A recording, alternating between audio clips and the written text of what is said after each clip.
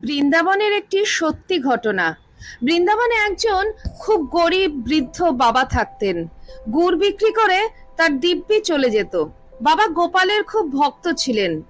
সকালে ঘুম থেকে উঠেই তার কাজ ছিল গোপালের মূর্তি স্নান করিয়ে ফুল দিয়ে সাজিয়ে গোপালকে গুড় খাইয়ে তবে গুড় বিক্রি করতে বেরোতেন।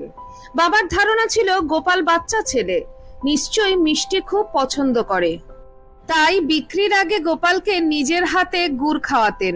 একবার ঘরের মেরামতির কাজের জন্য গোপালের মূর্তিটি আলমারিতে সাবধানে রেখে দিলেন বাবা।